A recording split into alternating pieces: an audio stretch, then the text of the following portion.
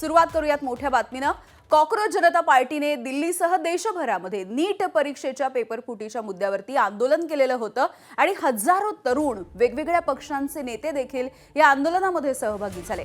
मात्र सीजेपीच्या दिल्लीमध्ये झालेल्या आंदोलनामध्ये काही माओवादी नेते देखील सहभागी झाल्याचं आता समोर येत आहे। नक्षली नेता अरुण भेलके दिल्लीमधल्या आंदोलनामध्ये सहभागी होता। सध्या अरुण भेलकेचा त्या आंदोलनामधला अत्यंत आक्षेपार्ह वक्तव्य असलेला एक व्हिडिओ व्हायरल होतोय। त्यामध्ये आता तरी मोजकेच तरुण दिल्लीमधल्या रस्त्यावरती आले आहेत। एके दिवशी लाखो करोडो लोक रस्त्यावरती उतरून दिल्लीमधल्या संसद उखडून फेकून देतील असा धमकीवजा इशारा त्याने दिलेला दिसतोय। लोकशाही पायदळी तुडवल्या जात असताना या लोकशाहीची भिंत बनून याला वाचवण्यासाठी ही लोकशाही संवर्धित करण्यासाठी इथं देशभरातून तरुण जमलेले आहे।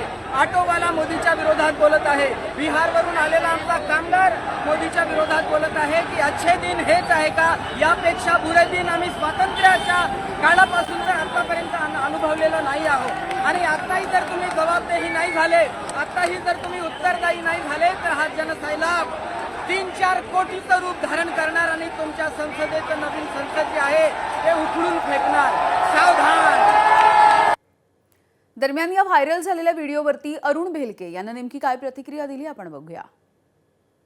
ज्या संसदेमध्ये धोरणं ठरवल्या जाते त्या धोरणांमुळे या देशाचा आदिवासी विस्थापित होत आहे, शेतकरी आत्महत्या करत आहे, शिक्षणाचं बाजारीकरण होत आहे, अभिव्यक्ती स्वातंत्र्यावर गदा येत आहे, चांगले चांगले बुद्धिजीवी कलावंत अघोषित आणीबाणी देशात येत आहे म्हणून नॅरेटिव्ह क्रिएट करत आहे।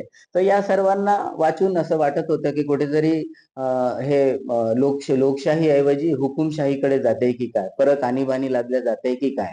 तर आपण ते कार्यकर्ते आहोत, आपण बोललो पाहिजे म्हणून आपण हिम्मत करून बोललो तिथे। दरम्यान नक्षलवादाचे गंभीर आरोप असलेला आणि एटीएसनं अटक केल्याच्या नंतर 8 वर्ष सक्त मजुरीची शिक्षा भोगलेला अरुण भेलके हा सीजेपीच्या दिल्लीमधल्या आंदोलनामध्ये काय करत होता असा सवाल जनसंघर्ष समितीने विचारलाय। दिल्लीमध्ये अराजकता माजवण्यासाठी नक्षलवादी या आंदोलनामध्ये आले होते का असा सवाल आता नक्षल पीडितांसाठी काम करणाऱ्या जनसंघर्ष समितीने उपस्थित केला। जनसंघर्ष समितीने या संपूर्ण प्रकरणाच्या चौकशीची देखील मागणी केलेली आहे।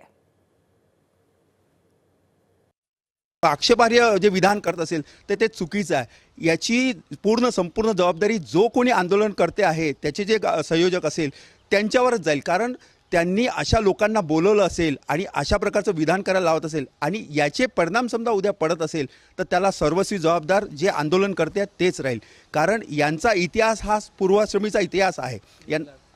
म्हणजे एवढा इतिहास असताना जंगलाचा इतिहास आहे, त्यांनी केलेल्या कारवाया देशविरोधी कारवाया केल्या म्हणून त्यांच्यावर शिक्षा झालेली आहे। असे लोक समजा या आंदोलनात येत आहे असं विधान करताय तर हे खूपच चुकीचं आहे, याचा तर आम्ही निषेध करतो। दरम्यान अरुण भेलके नेमका कोण आहे आपण जाणून घेऊया। अरुण भेलके मूळचा चंद्रपूरचा आहे। विद्यार्थी आंदोलनामधून तो पुढे आला। नक्षल चळवळींच्या सोबत त्याचा संबंध आहे। चंद्रपूर आणि गडचिरोलीमध्ये नक्षलींच्या सोबत त्यानं काम केलंय। मिलिंद तेलतुंबडे यांच्या सोबत काम केल्याचा तपास यंत्रणांना संशय आहे। नक्षली थिंक टँक कडून मुंबई पुणे परिसरामध्ये त्याला कामासाठी पाठवण्यात आलं। 2014 मध्ये एटीएस कडून पुण्यामधल्या कासेवाडीमधून त्याला अटक करण्यात आली। भेलकेकडून नक्षलवाद्यांशी संबंधित कागदपत्र, लॅपटॉप, पेनड्राईव्ह देखील जप्त झालेले आहेत। एटीएसनं अटक केली तेव्हा भेलकेचं आदित्य पाटील नावानं वास्तव्य सुरू होतं। भेलकेला यूएपीएच्या अंतर्गत 8 वर्षांचा तुरुंगवास भोगावा लागलाय।